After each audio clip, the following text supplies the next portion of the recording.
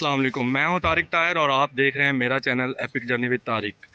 दोस्तों, पिछले व्लॉग में हमने आपको मीर जाकिर आज़म रिंद का मकबरा दिखाया था, जो अपनी तारीख़ी अज़मत में की वजह से मौजूद है और बलोच कौम की बहादुरी और जंगजू होने का मुंह बोलता सबूत है। सतगरा में सिर्फ मकबरा मीर जाकिर आज़म रिंद नहीं है, बल्कि तीन ऐसी मुख्तलिफ जो है वो और भी तारीख़ी इमारात के खंडात मौजूद हैं जो मुख्तलिफ मज़ाहिब से ताल्लुक़ रखते हैं। हम उन तीनों जगहों पर जाएंगे और देखेंगे कि कौन सी जगह जो है वो किस मज़हब से ताल्लुक़ रखती है और अपनी आज की मौजूदा हालत में वो किस नौइयत में मौजूद है, और जब वो वहाँ पर आबाद थी, यानी ज़माना कदीम में, तो तब वो वहाँ पर क्या क्या रवायात रस्मात अदा की जाती थी। तीन जगह हैं। तो आएँ देखते हैं आज सबसे पहली जगह। सतगरा सिर्फ एक गांव या कस्बा नहीं बल्कि पंजाब के कदीम तरीन मुकामात में से एक समझा जाता है। ये ज़िला उकाड़ा में वाक़या है और अपनी कदीम फसील आसार कदीमा और बलोच हीरो मीर जाकिर आज़म रिंद के मकबरे की वजह से मशहूर है। इस गांव के बारे में कई रवायात मिलती हैं। एक मशहूर रवायत के मुताबिक सतगरा लफ्ज़ सात घर या सात घड़े से निकला है। एक और मकामी रवायत इसे सिकंदर आज़म के दौर से जोड़ती है।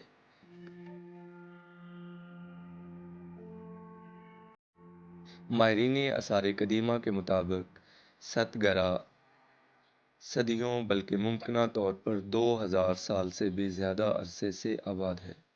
यहाँ एक बड़ा टिब्बा कदीम मिट्टी का टीला मौजूद है। खुदाइयों और सर्विस की कदीम ईंटें और बर्तन और सिक्के मिले हैं। ये सबसे पहली जगह, इसके बारे में मुख्तलिफ रवायात हैं। कुछ लोग कहते हैं कि ये उस ज़माने में जो है वो गर्क होने वाला जो शहर था उसके आसार मौजूद हैं। इस बारे में मीर का मुझे एक शेर भी याद आता है कि दिल्ली में आज भीख भी मिलती नहीं उन्हें, था कल तलक दमाग जिन्हें तख्त व ताज का। यानी वो लोग जो यहाँ पर राज करते थे, हुकूमत करते थे, आज सिर्फ उनके खंडात जो हैं वो हमारे पास मौजूद हैं।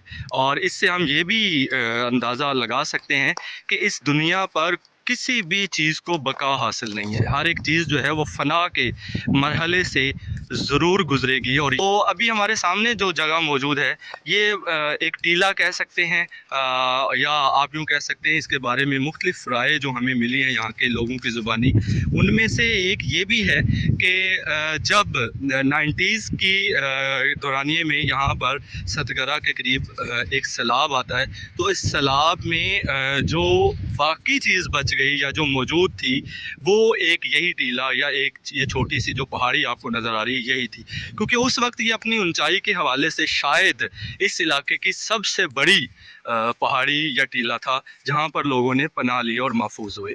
क्योंकि इसके अलावा बाकी तमाम चीज़ें जो हैं वो इसकी उस सैलाब की जद में आई और लोगों का माल जान जो है वो तमाम तर यहाँ पर। अच्छा, ये जगह जो आपको नज़र आ रही है इसके बारे में एक और जो शवाहिद हमें मिले हैं, या आप यूँ कह सकते हैं एक जो बात हमें पता चली, वो ये है कि इसका रकबा जो है वो चार एकड़ से भी ज़ायद था।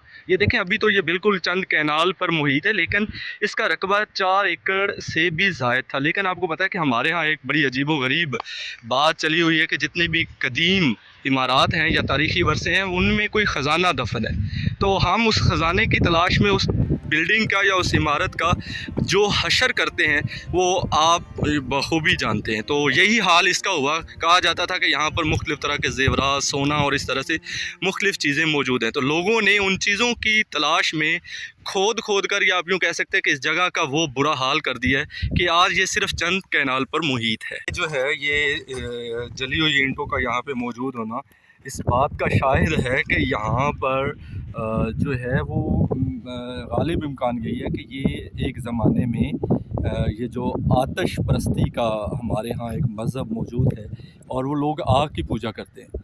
تو यहाँ पर जितने भी आसार हैं वो इस बात की तरफ इशारा करते हैं कि ये वो एक उनका मरकज़ी आप यूँ कह सकते हैं जिस तरह इबादत गाह थी कि यहाँ पर लोग जो हैं वो आग का एक बड़ा अलाव रोशन करते थे और फिर उस आग के इर्द गिर्द जो है वो अपनी मजहबी जो इबादत हैं या रसूमात हैं उनको अदा करते थे।